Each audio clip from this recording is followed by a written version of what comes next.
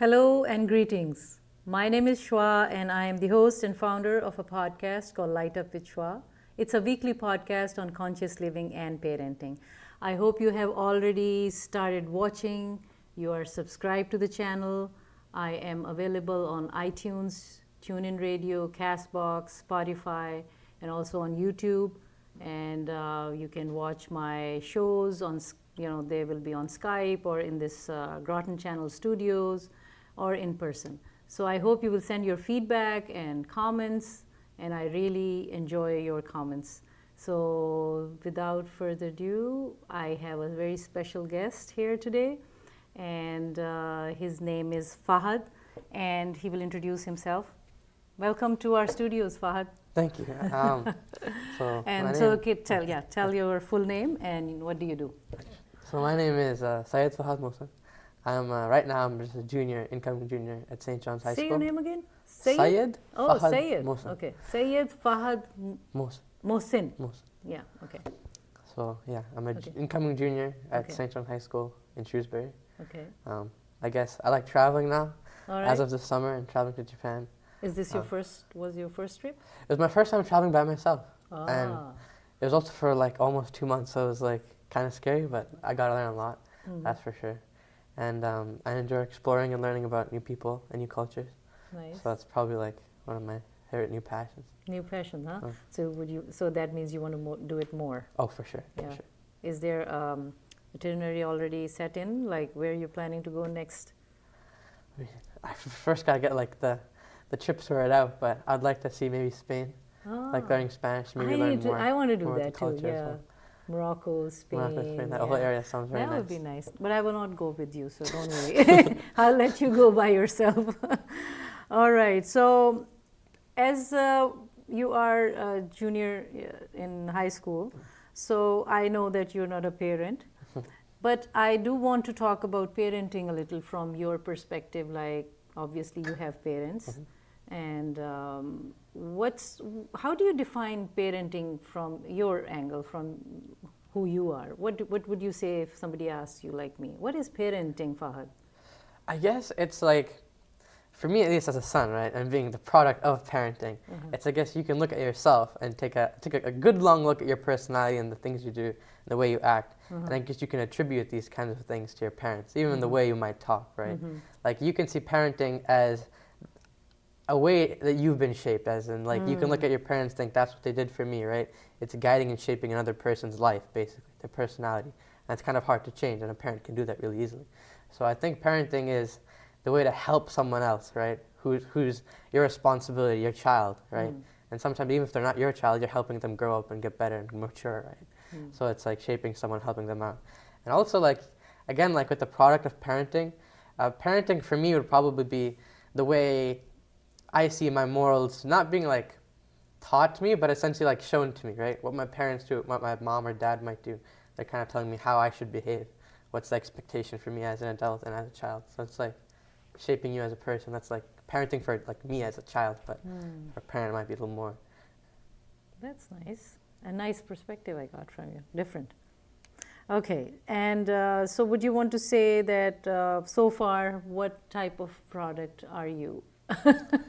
I would say definitely I'm a product of like my mom's and dad's values, right? And what they hold dear to them, especially in like their day-to-day lives, how they might behave with other people around them.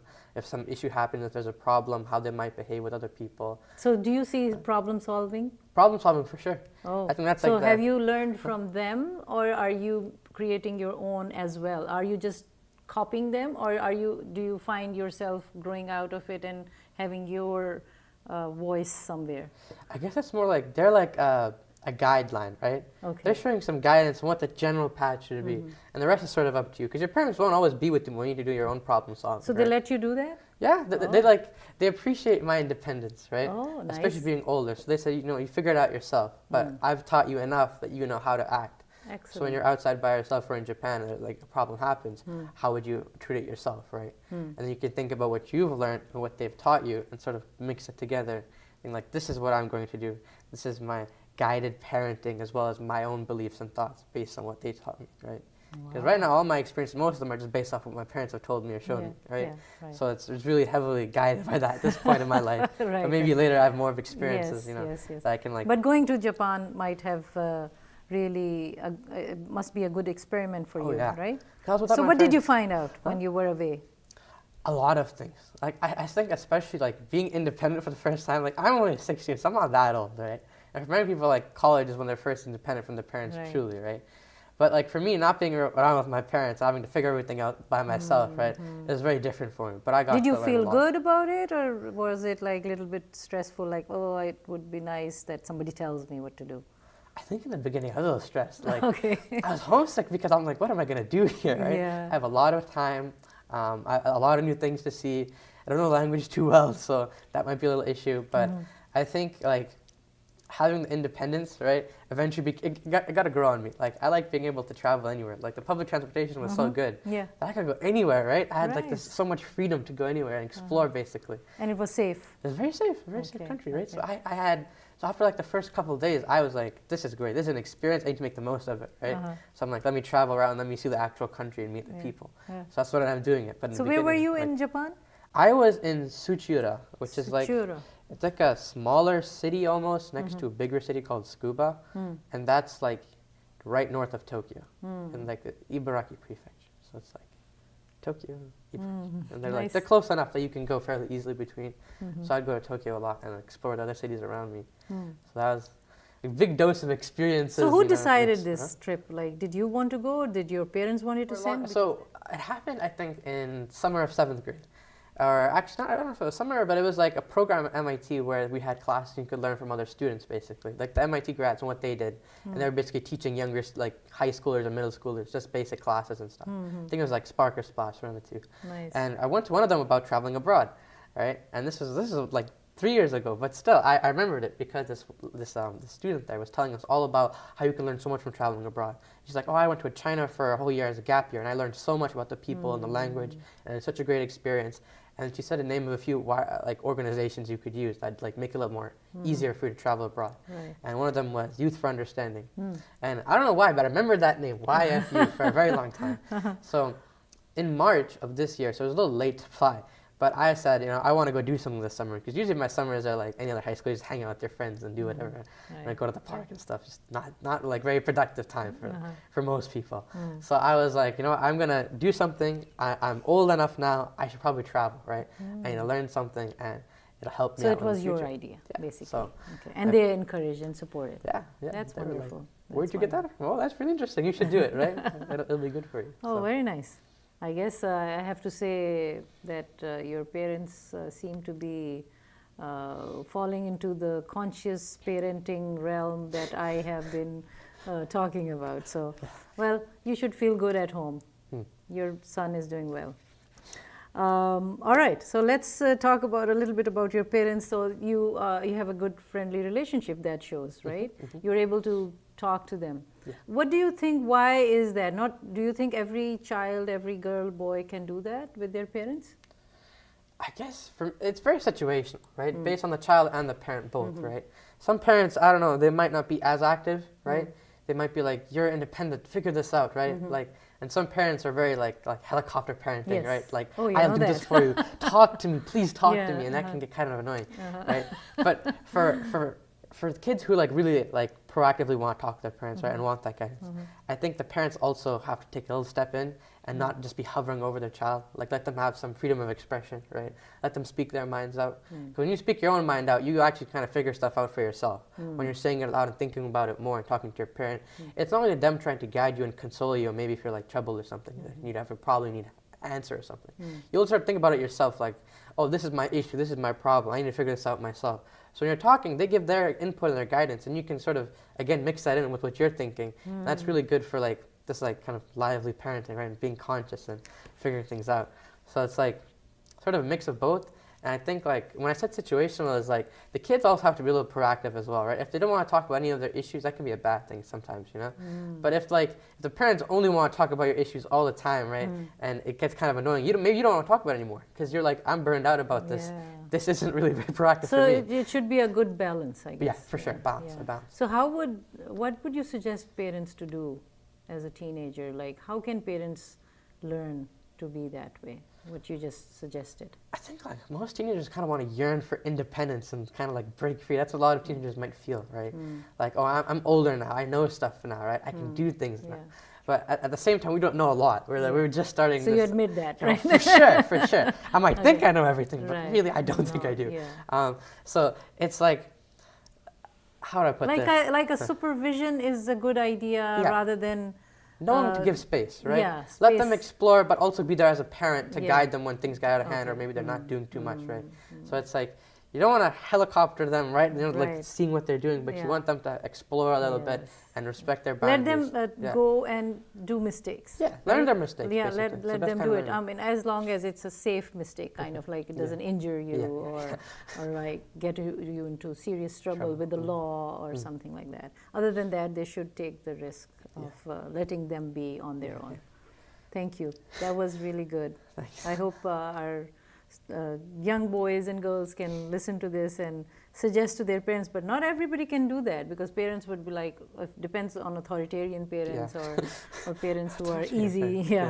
So I assume your parents are not authoritarian. Do you think they were always like this, or did they learn to be more easy going? I think like at one point it might have been like more protective, because they're like obviously younger, right? Yes. Right. So they're like, okay, don't do this all the time, right? Come here, let's stay with me, let's do something together, right? That kind of thing. But as we go older, they also learn that like we're getting older. I think they also took a step back to take a good long look at us and be like, I think you can be more independent now. So I guess then you guys did a good job in carrying yourself that gave them the confidence and the trust, because it's your responsibility too for the younger generation to give enough evidence or data for the parents to feel a little good also and not be worried about it all the time.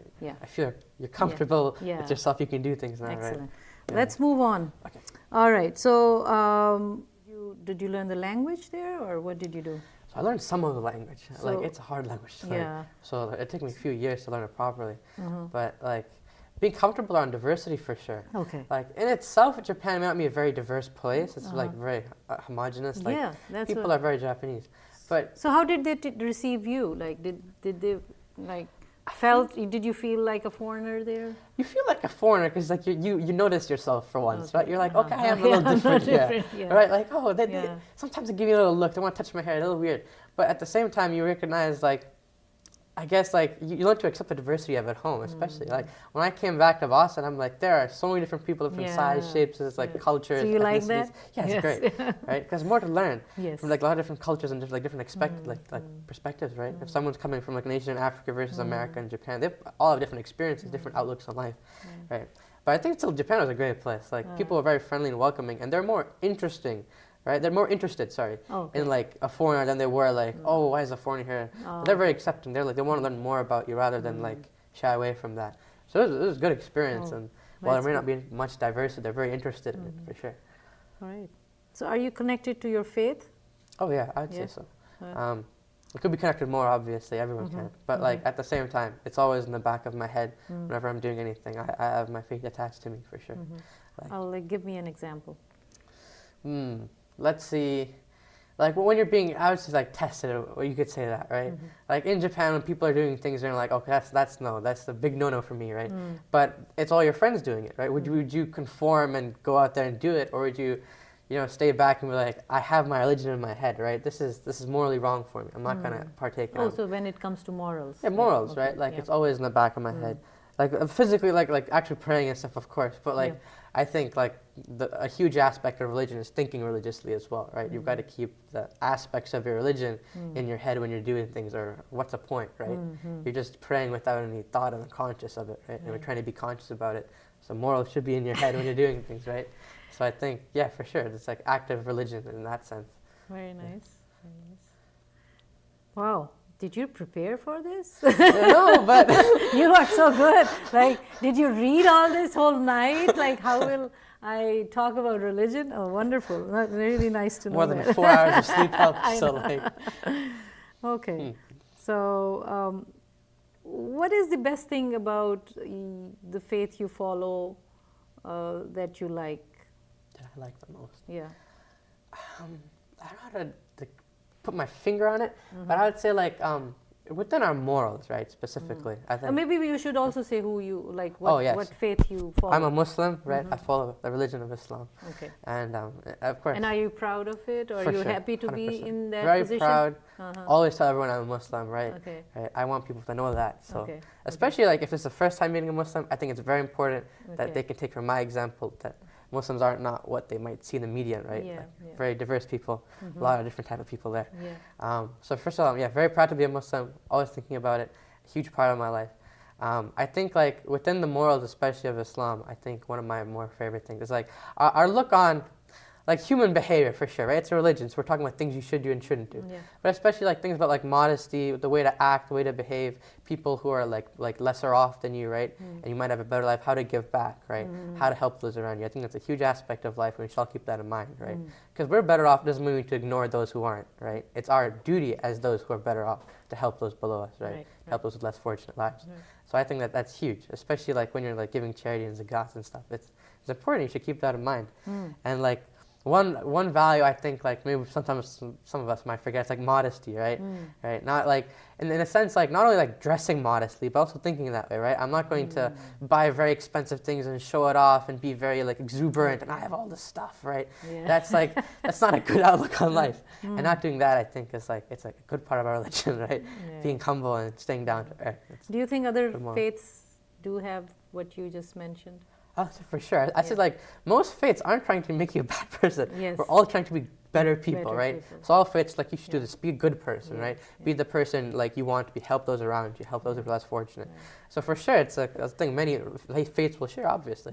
But I think like in Islam, especially like the way we emphasize that, I think that's very good, right? And one of our pillars is literally just giving back. Yes. So it's always good to stay humble and think of God and give back. So it means, can I ask you that so it seems like you're very secure in your own position in faith-wise and in your skin.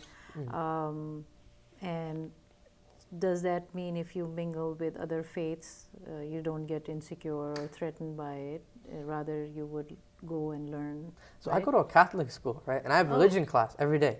Okay. So for sure I can say good to know. this is a conversation I had with myself, right? When I Okay. first started Catholic school, I'm like, oh, like now I'm gonna spend every single day for like the next 3 years just learning about like the Christian religion, right? Okay. Wonderful. How would I feel about that, right? How would I act? But I think after the first couple classes, especially the way the teachers are, they acknowledge that they're people of different faiths, but they ask you to learn from it, right? Maybe take the values of it and just think about it. It like, especially when we talk about things with faith involved, but it was more about the morals, they'd ask us to think about the morals instead of the actual faith behind it, right? And I think it's very good to learn about other religions, right? That's If good. you learn about someone else's religion, you understand them a lot more, you understand where they're coming from. And I think you can make much better friends, right? You can learn a lot more about them. You're much closer. Even though you might be for different religions, you know each other, right? Now you know a huge part of their lives as much as they know a huge part of yours. And especially, I think, it wipes a lot of ignorance, right? Like, you might not know something about someone and you assume too much, right? So people, like, if you learn from, like, the news or, like, posts online, you're getting a huge bias. We all have biases, right? But if you learn from them about their own religion, you're learning how they feel about it. And especially if you take a good time to understand it, you're wiping away that ignorance and you're truly understanding someone else for their religion, right? And that's very good, important for me, at least now. After coming to the school, I'm like, this is good. Now I understand people. Because there's not many Muslims around, but there's a lot of Christians around where we are, right? In Massachusetts. And that's a good thing, because now I know the people here and I feel like I can talk to them more, right? I understand their religion. So that's how you coming approach, from. like you're easy and you're, Yeah. so I think it begins, I would say you respect others Yes, first. for sure. And then you are like, whoever you are, I'm just learning and I like you. That's very good. Good approach. Thank you. All right, so let's see, in the interest of time, we need to get to some thought-provoking questions. Are you into sports? And I would say I like sports, for sure. any favorite sport? I think, like, favorite to play would probably be soccer. I love playing soccer. Okay. I think the one that I do right now would be rowing crew. So that's like, there's not much like, I would say like skill as in like soccer, you like gotta move the ball around and stuff, you can be more creative. Right. But it's fun as in it's like, it helps you building a routine, right? You're very organized at that point. It's the That's same nice. few movements, but you do it for a couple hours, right? Okay. You really build into the So rhythm. you're doing nowadays? Yeah. Oh, wonderful. I wouldn't say I'm the best at it, but it's fun, right? Okay. It's a good activity, so I like it for sure. So what does it teach you? I think sports, or even like if you're serious about a club as well, I think it's important for a person to build a routine, a sense of morals, right? I have an obligation here. Especially for teenagers when we might not care about much stuff, right? Having a sense of obligation, having like a lot of responsibility, that's good for us. It builds your character. Okay. So if you were to, let's say, practice every single day for some sport, you'd build not only a routine, but you build a habit, obligation, responsibilities that I need to be there and I need to improve, right? You're always thinking about self-improvement. I want to get better. I want to be that star player, right? It's always in the back of your head, oh yeah, it's my teen movie, right? I'm going to be the star player. So it's good for that obligation. It's good for building responsibility. And I think it's like a great thing to have as a kid because it'll help you when you're an adult, and especially in college when you've got so much work to do and so many things around you. I bet building that obligation, routine, and responsibility super useful to keep your grades up, right? Wonderful. So I think that's a great way to start, especially in high school. Do your parents trust you with the money? I would assume so. I can't go into their mind, but what's your relation with the money as a teenager? As a teenager, of course. People don't trust teenagers with a lot of things, right? Money, including that, especially money, cars or something like that. But I think usually I don't make stupid purchases, right? I'm not buying weird things all the time. I'm not spending lots of money doing things. I would say the most would probably be like snacks or something, maybe a small thing I want to buy. So do you want to make money? Of course you want to make money. Money is like, it keeps you going, right? It's a drive, right? It's a drive. It's a drive. So of course money is always like, for a teenager, you want more of it. You want to buy stuff, right? All your friends are getting cool things. You want to get cool things too. Right. So I guess like responsibility with money for sure. I think because I think my parents trust me enough that I'm not going to spend a lot of money or buy random things or waste my money here and there. I think they trust me that much. So is it essential for life? I think knowing how to use your money, right, and being responsible is very big. Especially like just having money doesn't do anything. What are you gonna if you have money and you're wasting it? What's the point? Yeah, you're wasting it at some point.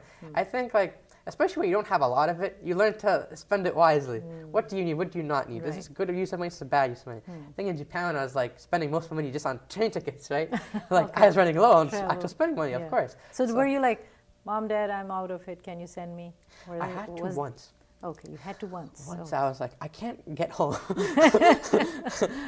I spent too much on train tickets.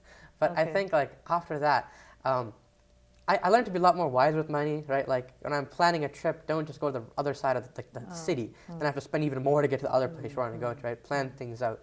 Learn to be more strategic with your use, right? And especially like bringing stuff from home, stuff you already have, not having to spend money or waste it. Right. That was like a huge thing I learned, especially in Japan. Very nice. More self-reliant, basically. Yeah. Okay, good. Thank you so much.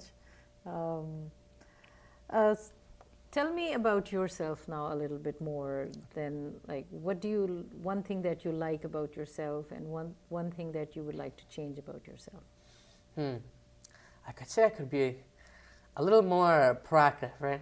Now, this is what you would like to change. Change. Okay, I'm gonna start with that. Right? Yeah. So I think like being like a little more consistent sometimes, right? Like if I do something, I gotta keep with it and do it all the time, right? You can't just like do it every now and then, right? For example, going for a run every day. Oh, okay. Right, trying to get like in better shape for like the season, right? So in the spring, obviously, so I got time left, but like going every day, not just going every other like week or something. So being a little more consistent, right? A little more hardworking, right? Like always pushing yourself, right? You don't want to give half effort and see half the results you could have, right?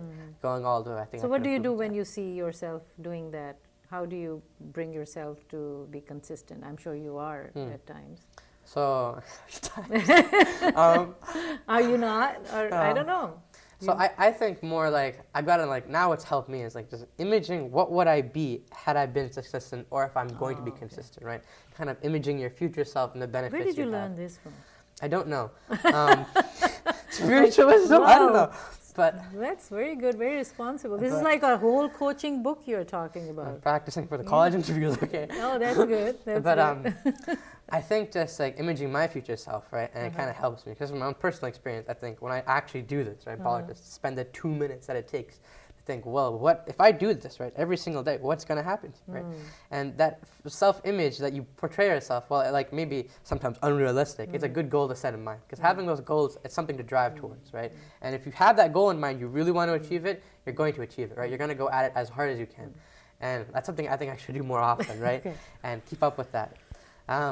That being said, though, the trait that I like about myself would be like I don't think I give up very easily, right? I think like if I start something, I want to keep going through with it, whether that be building a computer or like keeping up with like school or something like that. I think I'm not going to give up easily, right? I'll keep going, right? Okay. And that's a good thing. It's a good thing, I think, for sure. You Like, don't give up easily.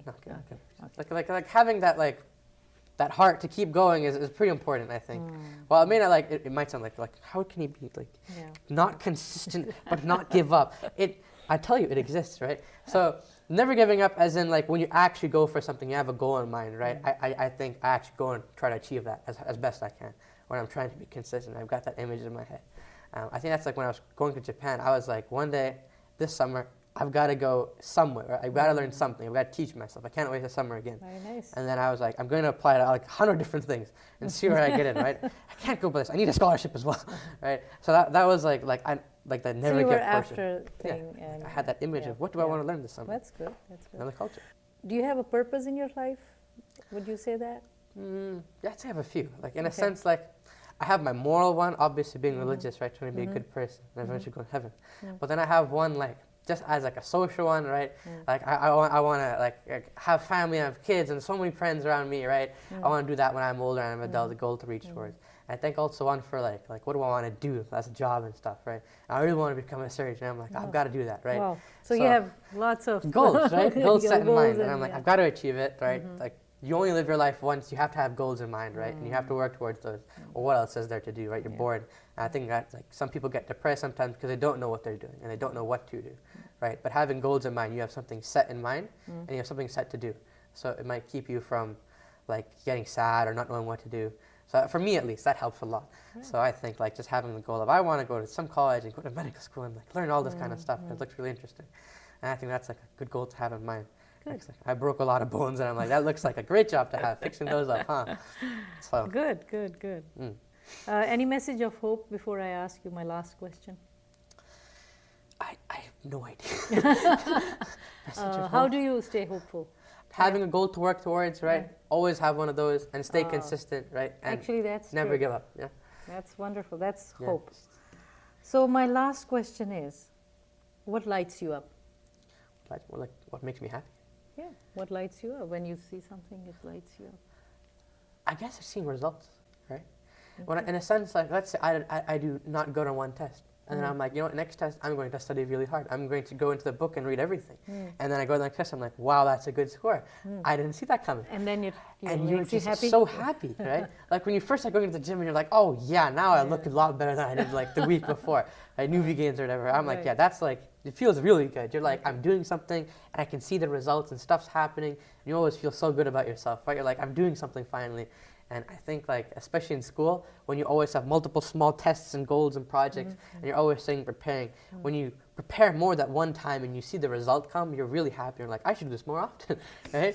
So it's that kind of thing that makes you the most happiest, right? Like when I went to Japan and when I left and coming back home, I was reflecting on the plane, because it's a very long plane ride. And I was thinking to myself, did I learn something? And I'm like, wait, no, I really did. I learned a lot. And that made me really happy. I'm like, this was a good summer spent. I got to learn a lot about other culture, meet a lot of new people, right? And experience something I might not have been able to experience otherwise. So that made me really feel good about myself, right? And I lit up. Yeah. Thank you. Thank you so much. Thank you. It was wonderful. Thank you for being here. Thanks for having me.